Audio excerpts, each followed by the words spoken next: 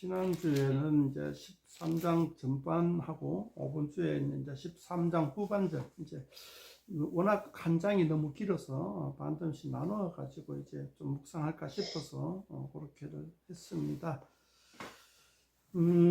지난주에는 마지막 때 심판 때에 있어질 일들을 가늠해보는 그런 문장들로 구성되어 있었죠. 첫 번째는 이제 그 파수대에서 파수대 무너진 거 깔려 죽은 사람들을 보고 자기의 죄를 타산지석처럼 생각해서 깨닫게 하는, 깨닫고 회개하라는, 회개를 촉구하는 이야기와, 그 다음에 열매 맺지 못하는 사람은 이제 열매 맺지 못하는 거는 이제 찍혀 버려진다 하는 내용들. 이런 내용들은 어느 정도 종말론적인 어떤 생각들을 하게 하는 그런 이야기였죠. 그렇지만은 종말의 때에 관한 이야기는 아니죠. 종말 때 그런 일이 일어나니까 지금 현재 우리가 어떻게 생활해야 되느냐 하는 거죠. 그러니까 마지막 심판 때를 염두에 두고 지금 어떻게 생활해야 되느냐 하는 이야기입니다. 그 이야기를 하다가 뜬금없이 10절부터는 안식일 관한 이야기 나오고, 안식에 관한 이야기는 외식하는 자들에 대한 경고의 말씀으로 끝납니다. 이 안식일에 관한 것과 또 저 앞에 그 마지막 심판 때 일을 가지고 왜 외식한 자들에 대한 경고냐 하는 것들을 생각해보고 우리는 나름 이제 의미를 찾아야겠습니다. 그 안식일 자체가 외식의 덩어리라고 생각을 하고요. 그러한 외식하는 자들의 습관이 우리 중에 만연해 있단 말이죠. 이러한 외식하는 습관들에 대해서 반성이 없으면은 우리는 하나님 나라에 들어가기 힘들다, 이런 거죠. 그런 이야기에 이어서 오늘 18절부터 하나님 나라에 대한 비유가 나오는데, 여전히 이 비유, 하나님 나라에 대한 비유가 갑자기 저 앞에서 뜬금없이 나오게 된 것에 대해서 우리는 좀 한번 여기서 갑자기 이제 그 하나님 나라의 비유를 들은 것에 대해서 한번 고민을 해봐야 될 것 같습니다. 하나님 나라의 비유도 상당히 좀 쉽지가 않은 비유예요. 겨자씨는 뭐 직접 보면 되게 작아요. 보통 나무 씨도 좀 작긴 작죠. 아카시아 씨도 작고, 뭐 잣나무 씨도 작고, 소나무 씨도 조금 작은 편에 들어가는데, 겨자나무의 씨는 글쎄, 저도 뭐 이게 대해서는 잘 모르겠지만은 굉장히 작고, 그리고 나무는 굉장히 크다고 합니다. 하나님의 나라가 지금 우리 속에 생각하는 천국, 천당을 생각하면 안 되고, 이 땅에 임한 하나님 나라를 생각해야 됩니다. 이 땅에 임한 하나님의 나라, 그러니까 보통 교회 생각하면 되죠. 교회, 그러니까 딱 교회 건물이 아니라 교회 구성원들, 교회의 어떤 그 신앙 공동체들, 그리고 교회에서 이야기하는 삶의 가치들, 공동체 가치들, 그런 걸 생각하면 되겠습니다. 그런 것들은 어떻게 이제 세상 가운데 자리 잡느냐. 처음에는 아주 작게 시작해서 나중에는 만연해지는 그런 건데, 그리고 그러면은 굉장히 센세이션을 일으킬 것 같잖아요. 그런데 20절에 보면은 그 정반대 이야기를 합니다. 마치 여자가 가루서말 속에 갖다 넣어 전부 부풀게 한 누룩과 같다. 누룩은 눈에 보이질 않아요. 눈에 보이질 않는데 빵이 부풀어요. 그런 것과 같은 역할을 한다. 그러니까 이렇게 생각하는 거죠. 하나님 나라의 세계관, 하나님 나라의 사고방식, 하나님 나라의 가치관, 이런 것들을 생각하면 조금 더 연상하기 쉽겠네요. 그러한 것들은 세상 가운데 아주 작게 시작하지만은 세상의 관념들과 세계관들과 가치관들을 바꿔버릴 정도로 크게 영향을 미친다는 거죠. 모든이 아니지, 많은 사람들이, 공중에 새같이 많은 사람들이 그러한 하나님 나라의 가치관 속에서 은혜를 입고 살아가게 될 것이다. 그리고 그런데 누룩처럼 뭐 딱히 눈에 보이는 건 아니지만 온 세상에 영향력을 미칠 것이다. 이렇게 이런 비유다. 근데 요렇게 제가 설명을 했잖아요. 그러니까 그럴싸하네 하고 이렇게 얘기할 수도 있지만, 사실은 이것은 요즘 교회 뭐 신학자들이나 목사들이나 교회에 다니는 사람들이 보편적으로 가지고 있는 생각입니다.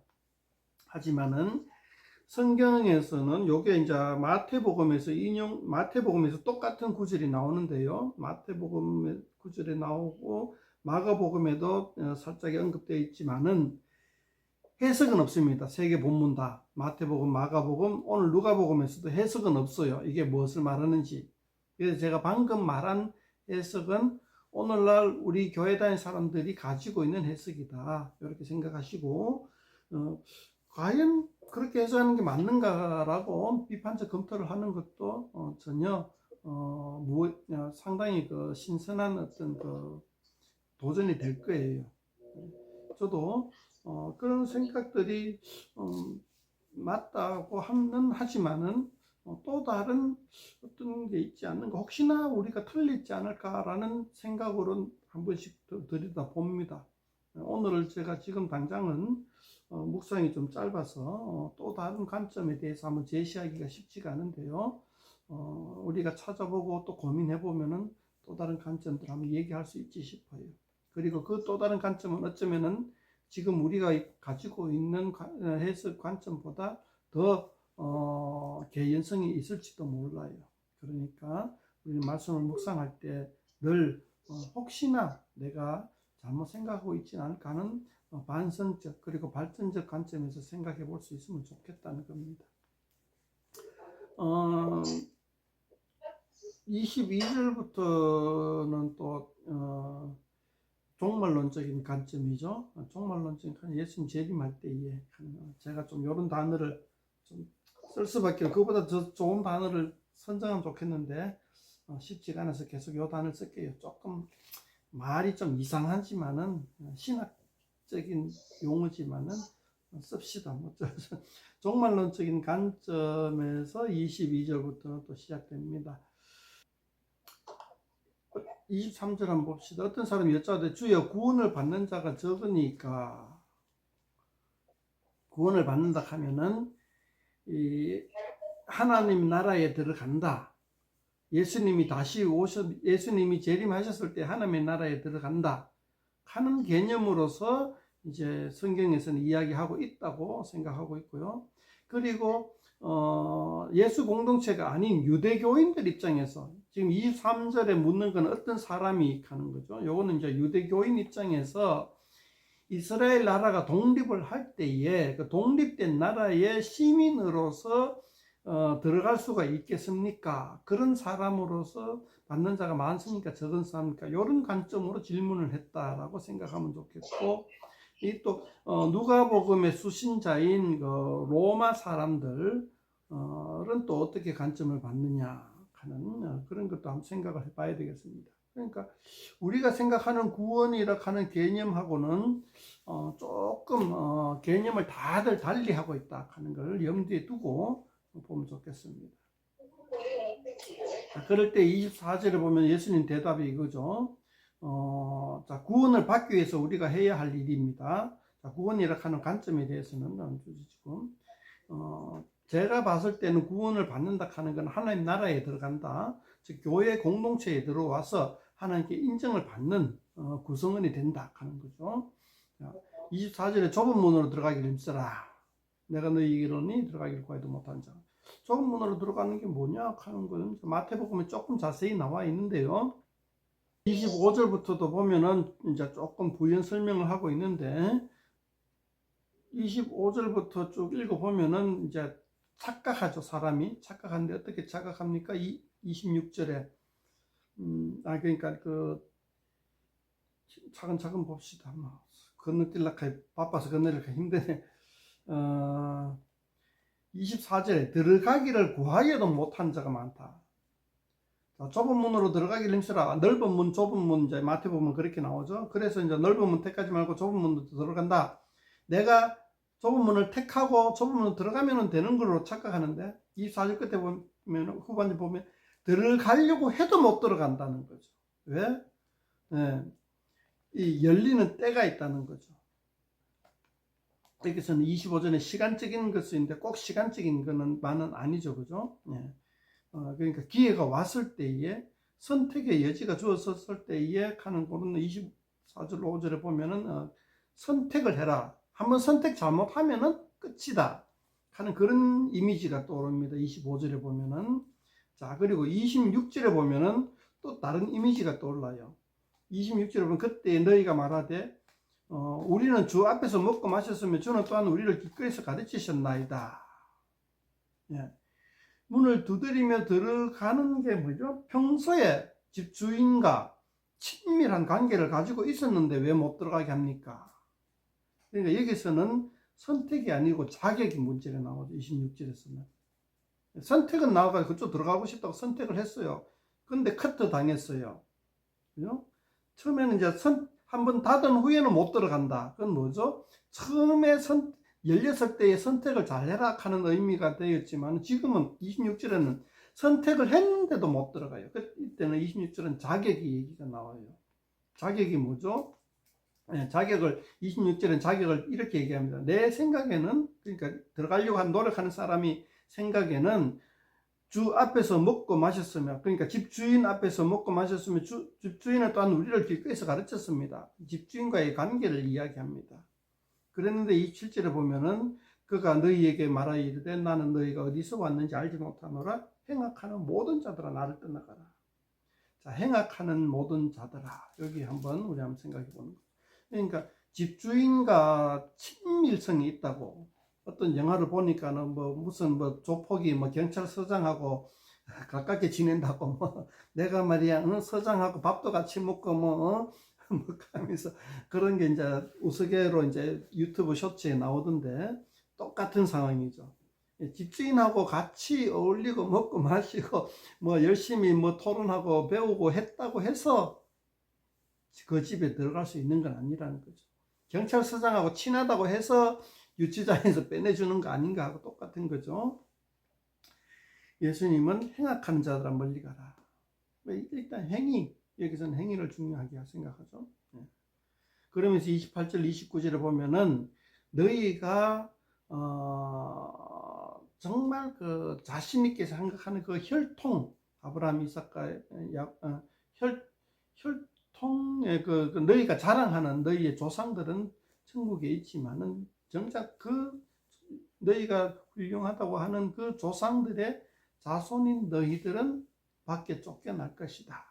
하지만은 29절에 동서남북으로부터 와서 하나님의 나라 잔치에 참여할 것이다. 자, 그러니까 이 혈통이 무너지는 거죠. 혈통이 무너지고 혈통 밖의 사람, 아브라함의 자손 육신의 그 혈통을 벗어난 동서남북으로부터 하나님 나라에 들어올 것이고, 30절에 또 먼저 될 자도 있고 나중 될 자도 있다. 이렇게 하나님의 나라에 대해서 이야기를 하고 있어요. 22절부터 종말 쪽으로 하나의 나라에 딱 들어가고 안 들어가고 하는 그런 그 개념이 18절부터 나온 하나님의 나라 개념하고 전혀 뭐라 할까 바라보는 관점이 완전히 다르죠. 그죠? 네, 과목이 달라요. 완전히. 주제는 똑같이 하나님의 나라인데 그 안에서 설명하고자 하는 것들은 성격은 전혀 다르죠. 자, 이렇게 한번 생각해 봅시다.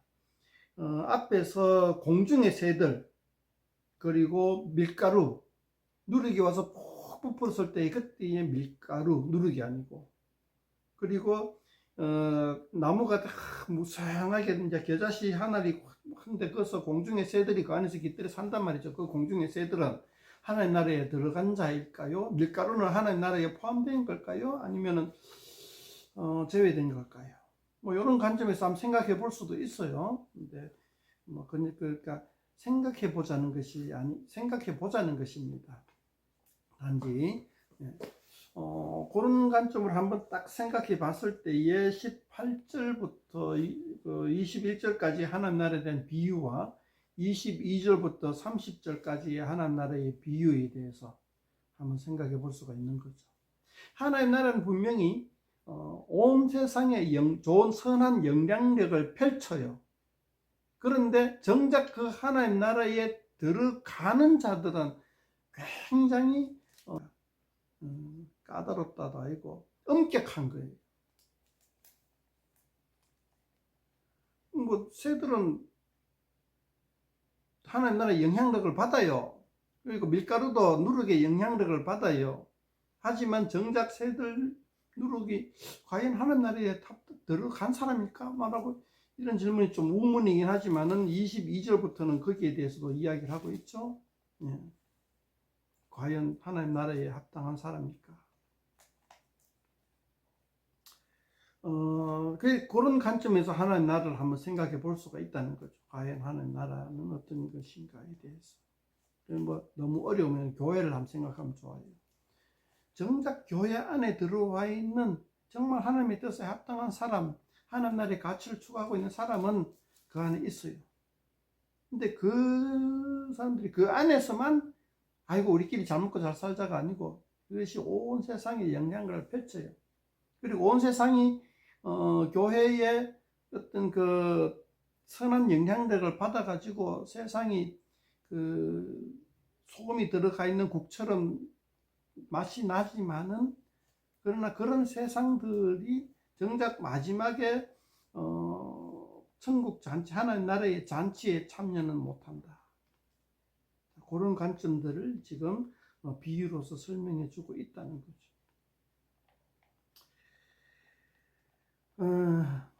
뭐 요까지가 제가 요 말씀을 가지고 묵상한 측면이고요. 31절부터는 또 다른 측면에서 얘기합니다. 전혀 과목이 달라요. 똑같은 하나님 나라를 이야기하는데 과목이 완전히 달라요. 자, 여기 31절부터는 헤롯이 예수님을 이제 해코지한다. 그러니까 이제 야당 헤롯 입장에서는 유력한 야당 지도자를 제거하는 거죠. 제거하려고 하는 거죠. 헤롯 입장에서는 그것을 이제 바리새인들이 예수님께 와서 이제 기뜸을 해줍니다. 헤롯이 당신을 제거하려고 합니다. 그러니까 예수님이 대답을 합니다. 나는 제거당하러 왔다. 예루살렘에. 저 갈릴리라는 시골에 있다가 예루살렘으로 와서 죽으려고 왔다. 이렇게 얘기합니다. 죽으려고 왔고 그러니까 왜 우리 어릴 때 동네 싸움 조폭들 싸움하는 거 보면 경상도 애들은 그러죠. 죽이라, 죽이빼라, 죽이빼라 하고 막 그러는 거잖아요. 그러니까 총 들고 칼 들고 막 쑤시려고 할 때에 엄마야 무서워가 아니라 아이고 한번 죽이봐라, 죽이봐라 하는 거죠. 예수님은 죽이봐라가 아니고 내가 여기서 순교를 해야 된다 하는, 내가 여기서 죽어야 된다. 그런 이야기를 31절부터 35절까지 합니다. 이런 것도 하나님 나라의 관점에서 우리가 앞에서 연장선상에서 생각해 볼 수가 있는 거죠.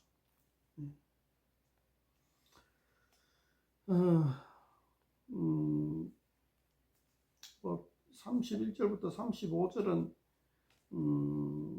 어떤 또 그 앞에 것과 전혀 다른 관점에서 바라본 것이지만은 예수님이 어떤 그 메시아로서 그 희생 제물로 되실 것이라는 이야기를 했지만은 정작 31절 35절에서의 주제는 예루살렘이라는 정말 일반적으로 생각하는 사람들인 그 성지, 그 유대교의 그 핵심, 그 자리에 그 핵심적인 위치에 있는 시민들이 정작 하나님의 선지자들은 무시해버리는 그러한 그 현재 상황, 현재 상태를 지적하는 거죠.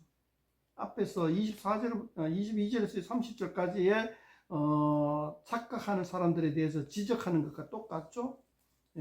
내가 건물 주인하고 이렇게 친한데 왜 못 들어가냐 하는 사람들이랑 31절에 예루살렘의 시민들에 대해서 헤롯을 비롯해서 예루살렘의 기득권, 예루살렘의 기존 그 어떤 그 뭐랄까 선택받았다고 생각하는 프라이드 있는 그러한 사람들에 대해서 경고하는 말씀이죠. 헤롯뿐만 아니라 헤롯과 같은 입장에 있는 그 모든 예루살렘 시민들을 경고하는 거죠. 자, 이렇게 봤을 때에 굉장히 오늘 본문 말씀을 보면은 굉장히 도발적인 내용들로 가득 차 있죠. 앞에 문장하고 이어서 보면은 참 좋겠습니다. 지난주에 했던 안식일에서 안식일도 외식 덩어리라 그랬죠. 네, 외식하는 자들아. 저 앞에도 계속해서 외식하는 자들아 계속해서 반복을 했죠. 그러니까 이 외식하는 것이 굉장히 그 하나님 나라에서 큰 치명적인 죄악이다 하는 것들을 알 수가 있고요. 그러한 것들로 인해서 마지막 종말에 하나님 나라에 들어가는 게 쉽지가 않을 거다 하는 이야기들, 그리고 실제로 들어가 있다고 착각하는, 우리가 우린데 하는 착각하는, 우리가 예수님하고 같이 동고동락하고 열심히 했는, 예수님, 여기서 예수님에게보다는 하나님에 가깝죠. 그러니까 그 집주인과 같은 그런 것 하면서 열심히 활동을 했고, 집주인하고 같이 예루살렘에서 굉장히 신성한 유대교의 의식들을 다 행하면서 하늘 나라의 선민의식에 쩔어 있는데도 불구하고 그것이, 그 모든 것이 외식하는 자들아라는 외침 속에 포함되어 버린단 말이죠. 이런 측면에서 우리가 말씀을 한번 14장 전체를 한번 묵상해 보면 어떨까 싶어요. 짧은 시간 내에 빠르게 얘기하느라고 죄송한데요. 생략한 것도 많을 겁니다. 첨언하거나 혹시나 또 이렇게 반론이나 또 자기의 생각들이 있으면 한번 이야기해 주시면 고맙겠습니다.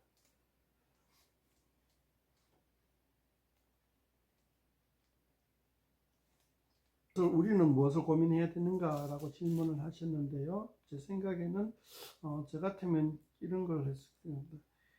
과연 우리는 예루살렘 시민처럼, 그리고 주 앞에서 먹고 마셨으면 주는 또한 우리는 길거리에서 갇혔습니다 하는 것처럼, 우리는 보통 요즘 시대 우리나라 사람들은 이렇게 하죠. 꼭 교회 가야 되느냐, 착한 일 하면 천국 가지 않느냐. 근데 이 본문 말씀을 통하여서 저는 이렇게 생각을 해봅니다. 예수님 믿기만 하면 교회 안 가도 되지 않느냐 하는 가난한 성도들, 이 모든 사람들에게 하고 싶은 말이, 저는 이 본문을 통하여서 제 자신과 그렇게 생각하는 사람들에게 하고 싶은 말이 그거예요. 과연 나는 하나님 나라에 합당한 사람인가? 과연 나는 헤롯과 같이 어떤 그 선민의식에 사로잡혀서 다른 사람들에 대해서 견제하고 비난하고, 또 선민에 사로잡혀 가지고 나는 신앙생활 참 멋있게 하는, 나는 올곧게 하는, 그리고 참 이 고등신자다, 1등 신자다 하는 착각 속에 빠져 있으면서 좁은 문으로는 가려고 하지 않는 그런 자가 아닌가에 대한 반성을 하는 것이 우리가 이 본문을 보고 해야 할 일이 아닌가 싶어요. 늘 겸비하는 거죠. 하나님 앞에서, 예수님 앞에서.